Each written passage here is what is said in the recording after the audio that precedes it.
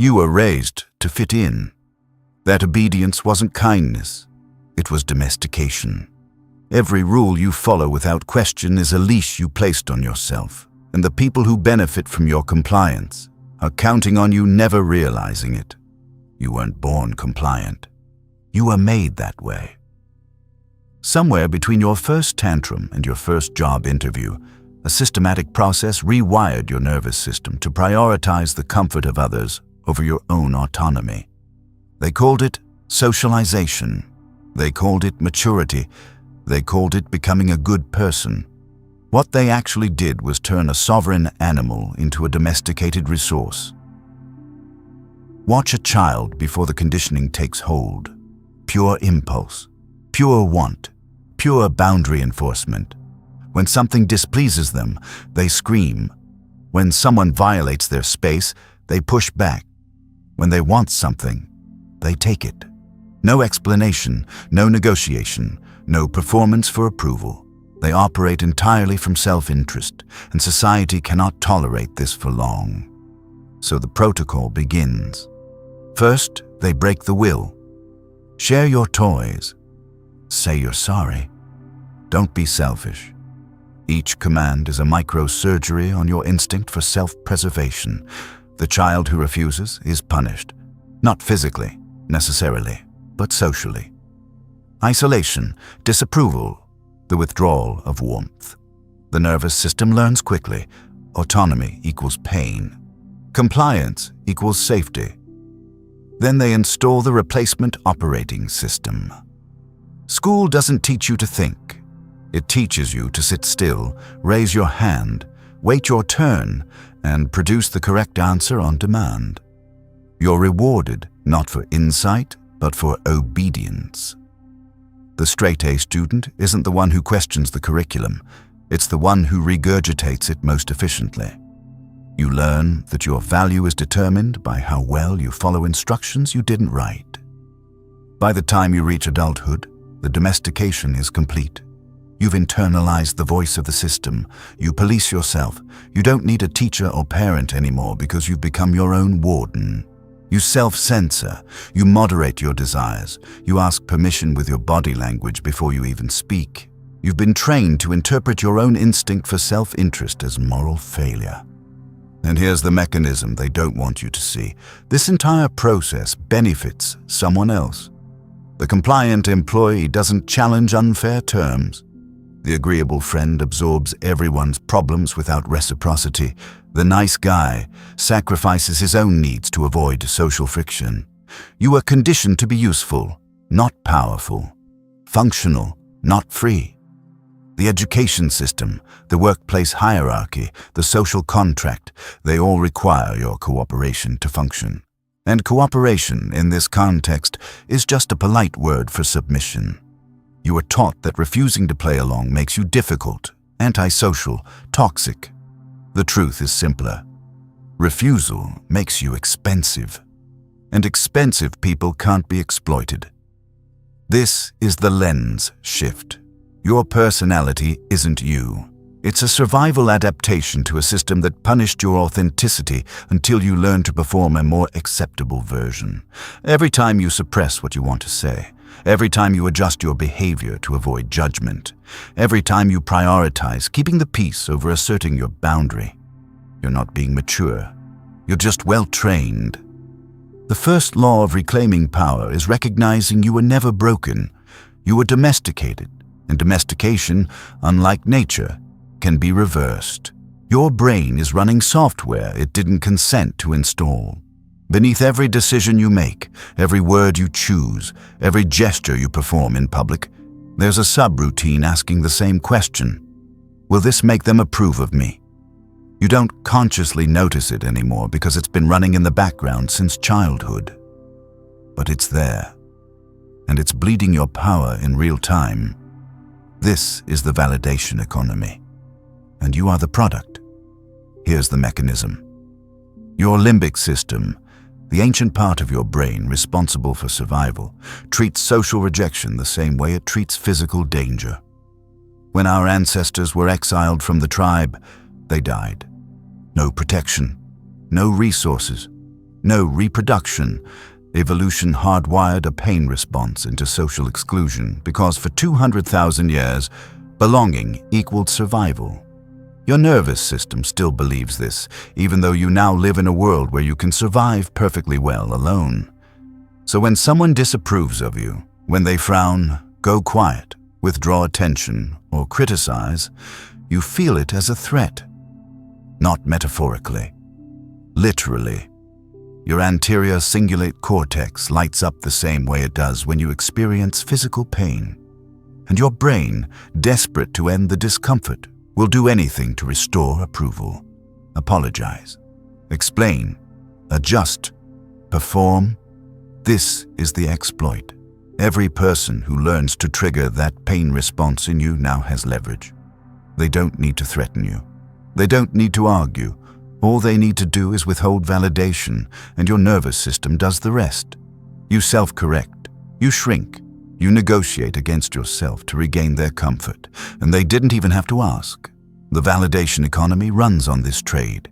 You give them compliance. They give you dopamine. A nod, a smile, a compliment. Good job. I'm proud of you. You're so thoughtful. Each hit reinforces the loop. You perform the behavior. They reward you. You crave the next hit. The cycle tightens.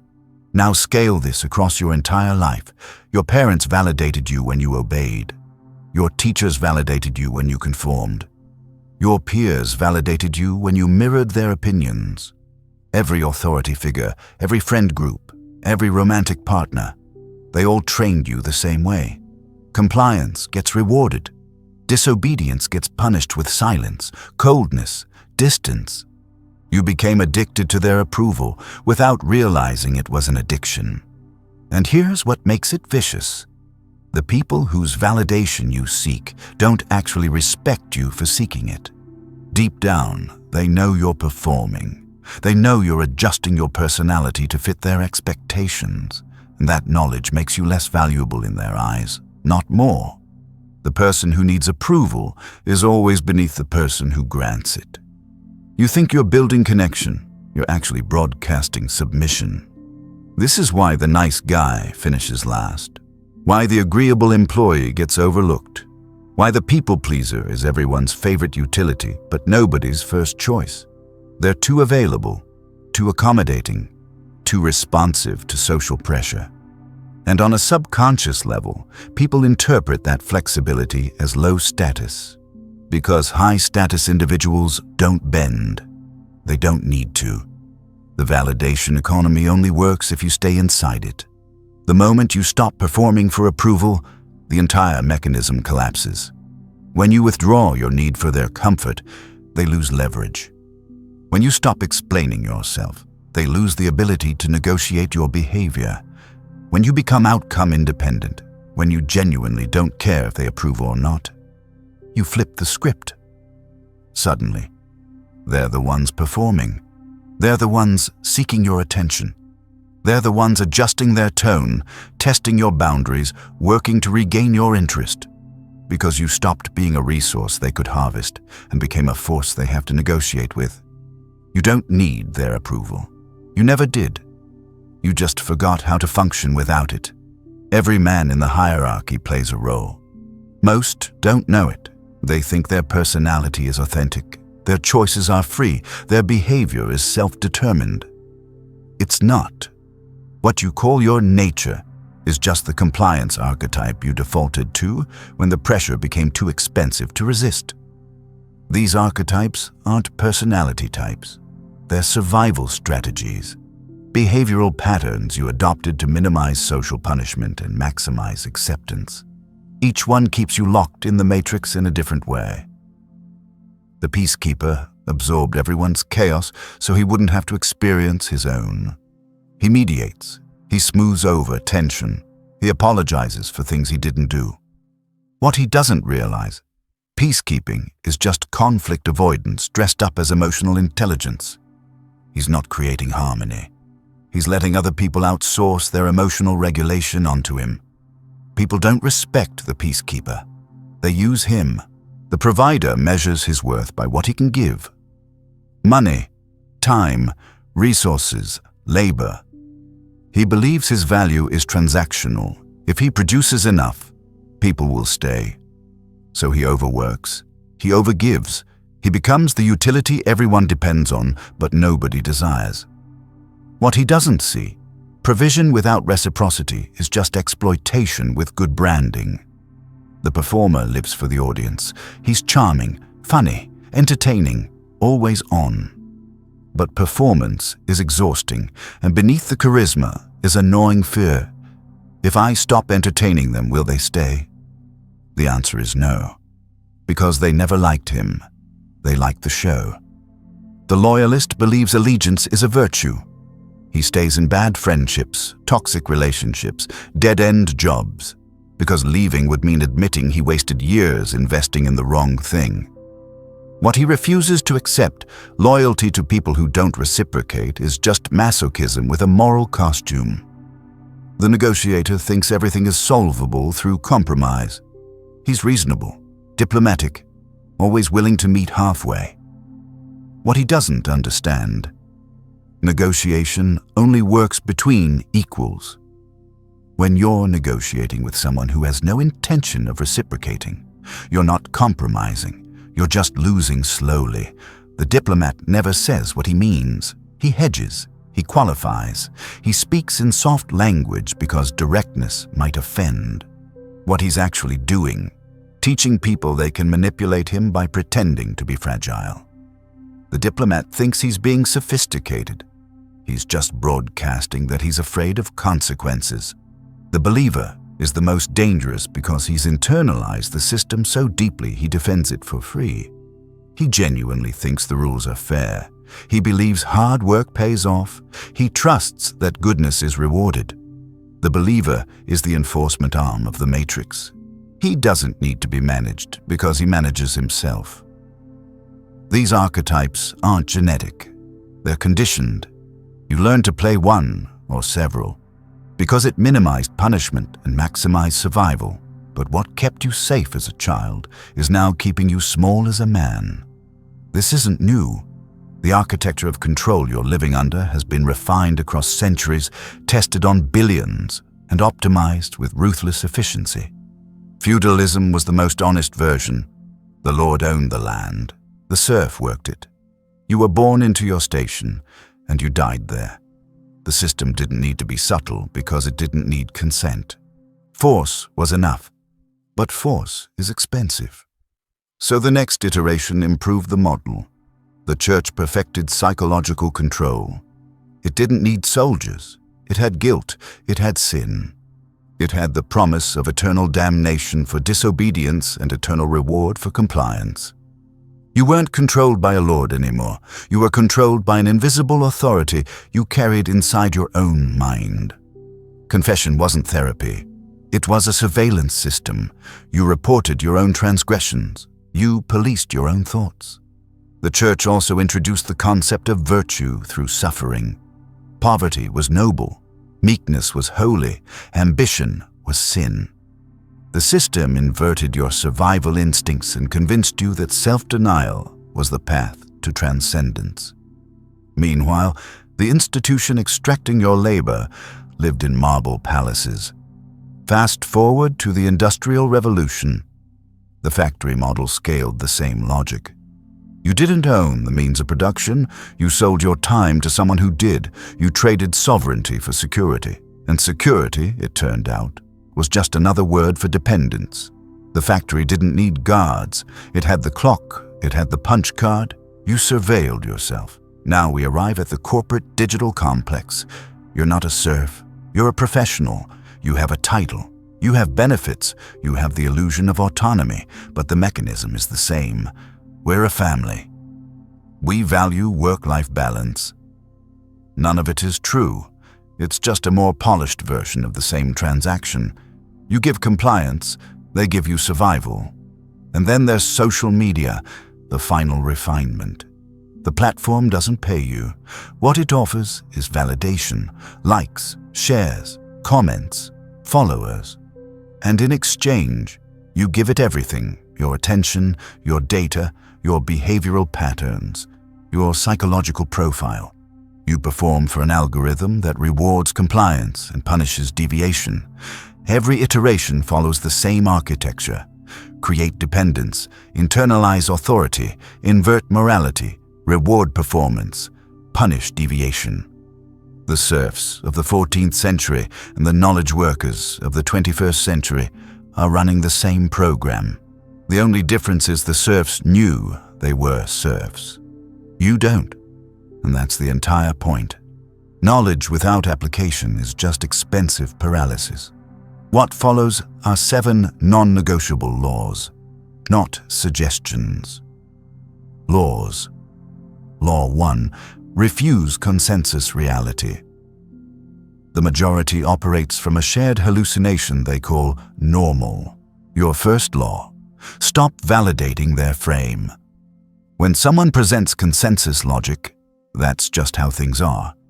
You refuse it. Not with argument.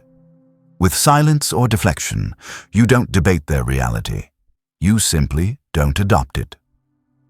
In every interaction, there's a frame war happening. Whoever's reality dominates controls the outcome. You show up with your own reality and operate from that. When they try to pull you into their logic, you don't defend. You just proceed as if their objection isn't relevant. Law 2. Weaponize silence. Most men are terrified of silence. They fill every gap with explanation, justification, deflection. This is a tell.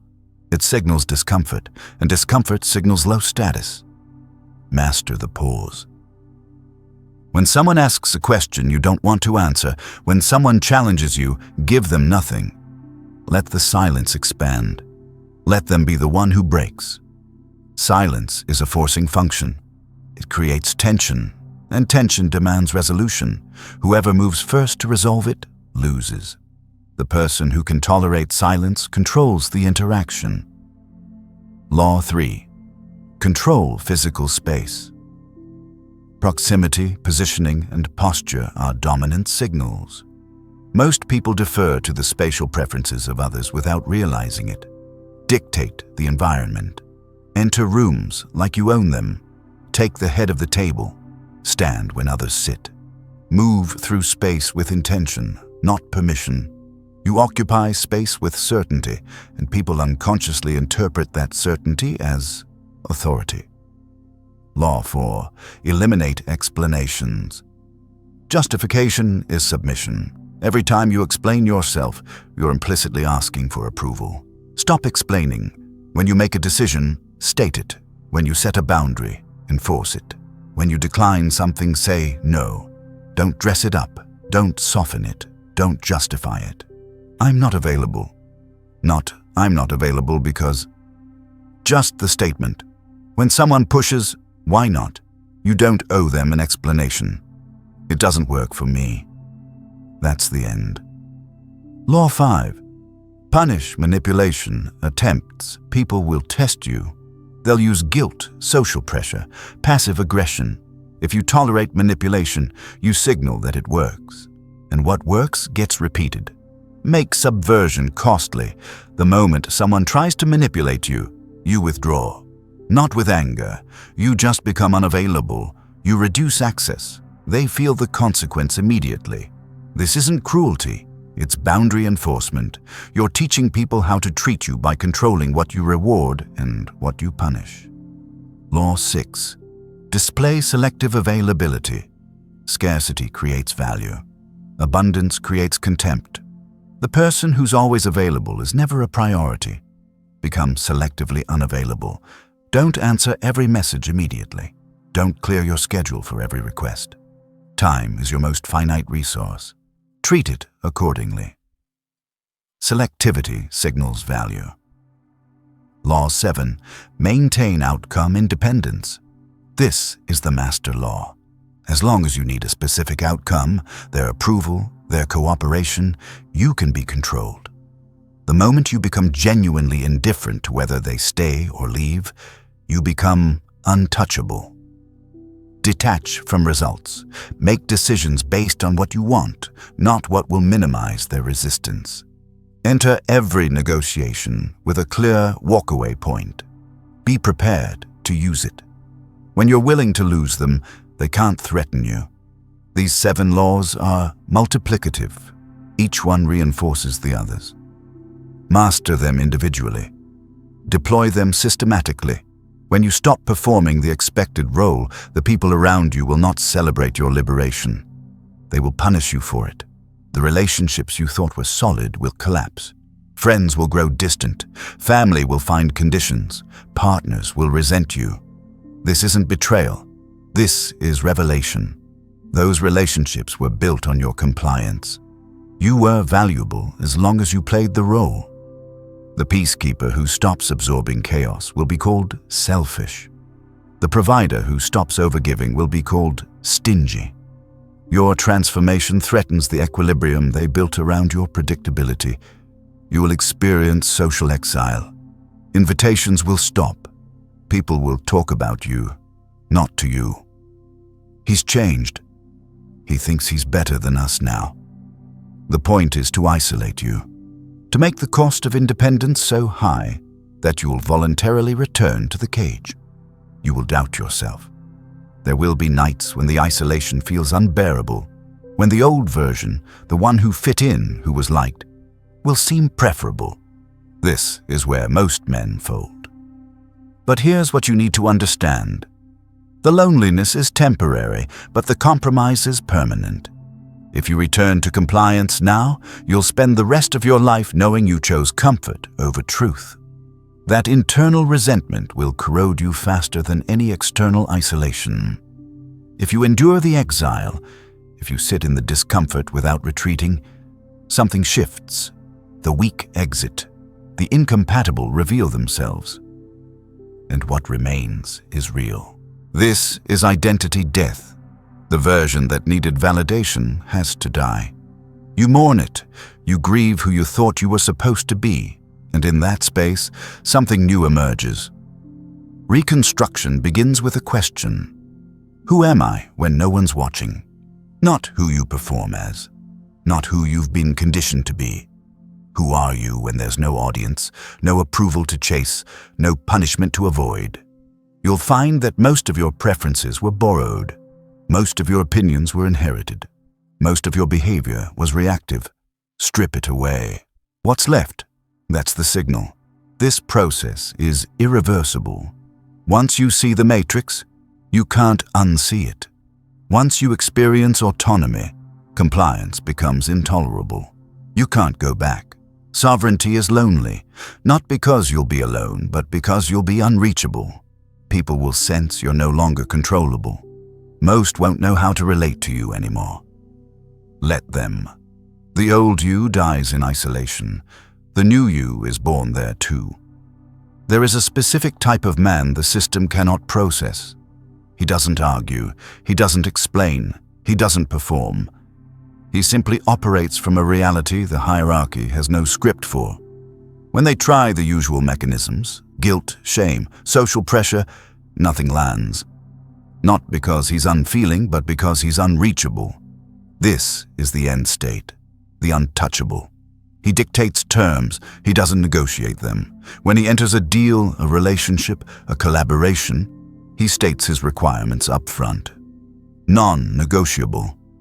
If the other party agrees, they proceed. If they don't, he walks. No hard feelings. No second guessing. The average man spends his life trying to make himself acceptable to circumstances. The untouchable makes circumstances acceptable to him. He cannot be shamed. Shame only works if you accept the moral framework being used against you. The untouchable doesn't. When someone calls him selfish, he might agree. Yes, I prioritize my interests. When someone calls him cold, difficult, he doesn't flinch. Those labels only have power if you fear them. He punishes dishonesty instantly. The moment someone lies, manipulates, or operates in bad faith, access is revoked. Not with drama, he just becomes unavailable. He doesn't explain why, he doesn't give second chances, and he doesn't provide closure. Closure is a gift reserved for people who've earned it. He is selectively vulnerable. The untouchable isn't emotionless. He's precise. He doesn't share his interior world with people who haven't earned access. But when he identifies someone worthy, someone operating at his level, he opens fully. Because he knows the difference between connection and transaction, he operates with extreme clarity. No ambiguity. When he says yes, it's yes. When he says no, it's no. When he commits, he follows through. When he exits, he's gone. No mixed signals, no passive aggression. He lives without apology. If he wrongs someone, he corrects it, directly, materially. But he doesn't grovel. He doesn't over-explain. He fixes the problem and moves forward. The warning. This path is a one-way door. Once you see how the game is rigged, you can't unsee it. Once you experience pure autonomy, you can't go back to negotiating your existence. Most men will reject this framework. They'll call it sociopathic. They'll accuse you of lacking empathy. Let them. Their resistance is confirmation. They're defending the system that's harvesting them. You will lose people. You will be misunderstood. You will be alone more often than you're comfortable with. But here's what you gain. You become uncontrollable. No one can guilt you into betraying yourself. No one can shame you into compliance. No one can manipulate you with approval or threaten you with rejection. You operate entirely from internal validation. And once you reach that state, once you become truly untouchable, you'll look back at the version of yourself that needed their approval, and you won't recognize him. The decision is binary. Stay in the matrix and remain manageable, or exit it and become sovereign. There's no middle ground. You're either controllable or you're not. Choose carefully, because once you cross this line, the system will never forgive you for it, and you'll never forgive yourself if you don't.